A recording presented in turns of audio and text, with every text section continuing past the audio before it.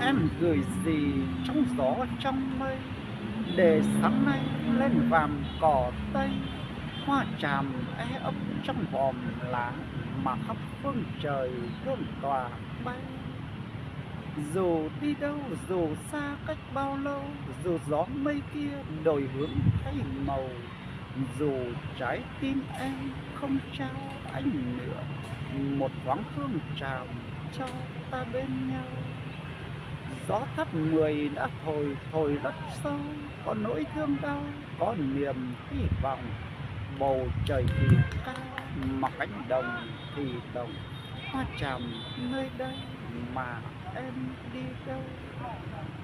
Dù đi đâu và xa cách bao lâu, anh vẫn có bóng em trong bóng tràm bát ngát.